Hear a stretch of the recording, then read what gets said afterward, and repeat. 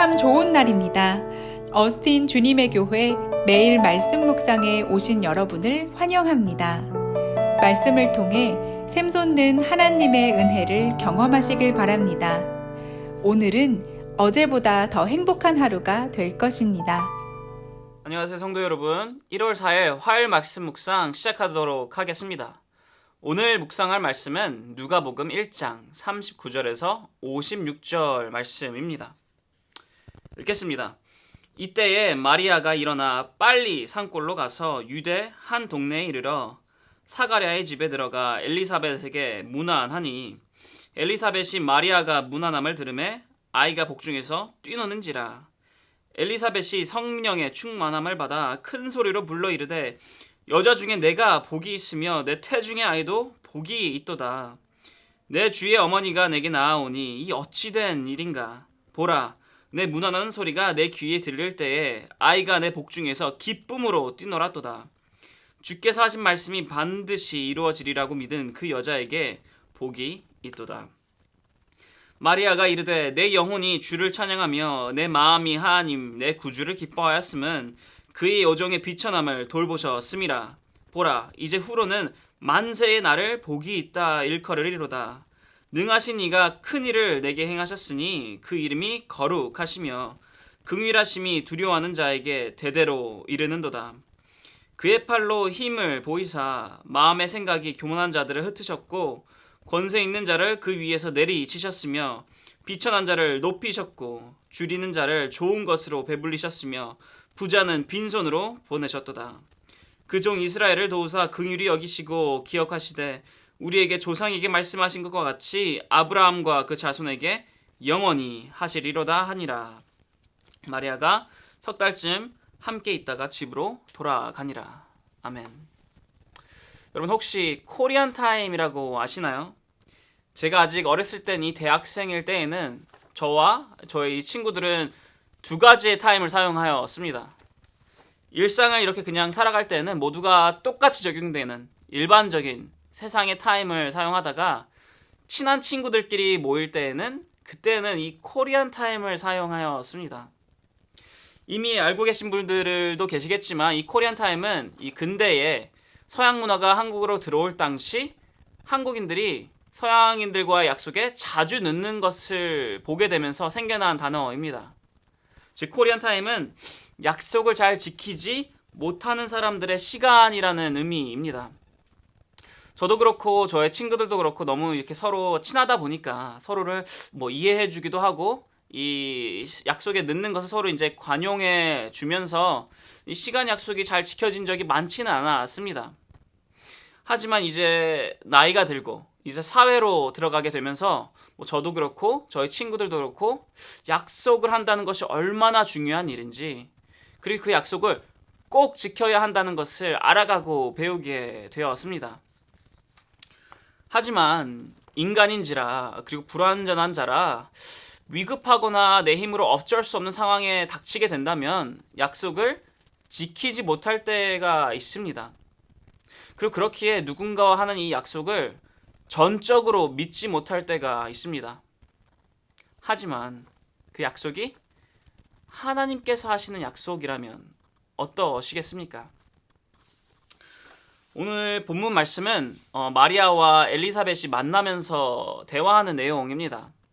이 천사가 마리아에게 찾아와 마리아가 메시아이신 예수님을 잉태할 것이라 이런 약속을 전합니다. 그리고 그와 함께 이 엘리사벳, 이 마리아가 아닌 이 엘리사벳의 임신 소식 또한 알려줍니다. 천사가 떠나가고 난 후 마리아는 바로 일어나 이 엘리사벳에게 찾아갑니다. 오늘 본문 말씀 41절 그리고 42절입니다. 읽겠습니다. 엘리사벳이 마리아가 문안함을 들으매 아이가 복중에서 뛰노는지라. 엘리사벳이 성령의 충만함을 받아 큰 소리로 불러 이르되 여자 중에 내가 복이 있으며 내 태중의 아이도 복이 있도다.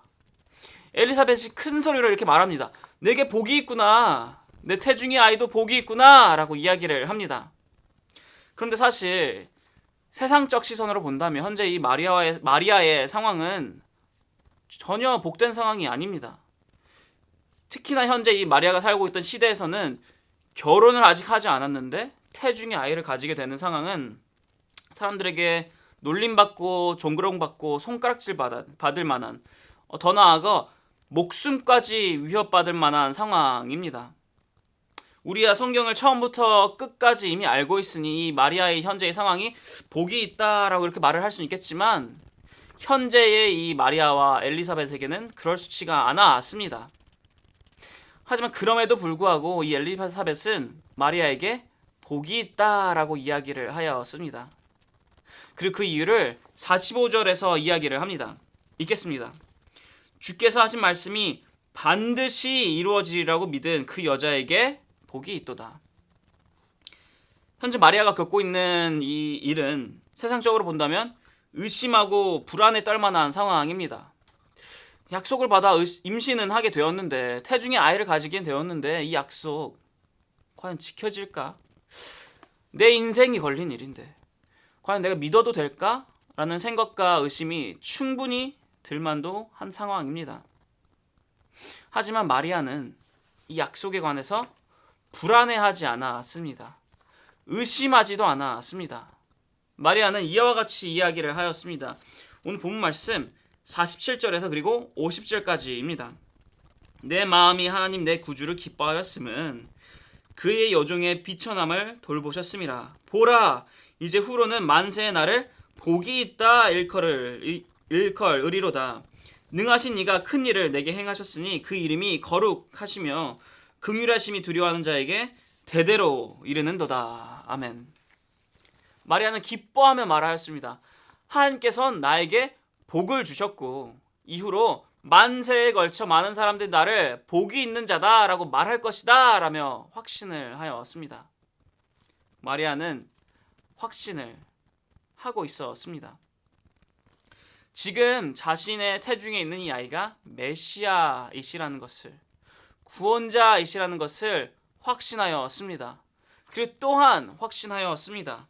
이 구원자 예수님께서 이스라엘을 구원하실 것을 확신하였습니다.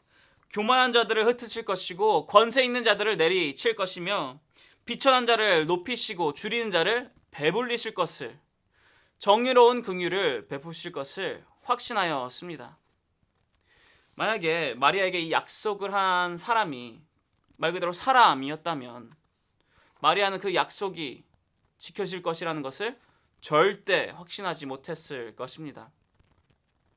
하지만 마리아에게 약속을 한 분이 바로 하나님이시기에 마리아는 그 약속이 지켜질 것이다, 꼭 지켜질 것이다 라고 확신할 수 있었습니다. 구원자가 오실 것이라고 확신할 수 있었습니다.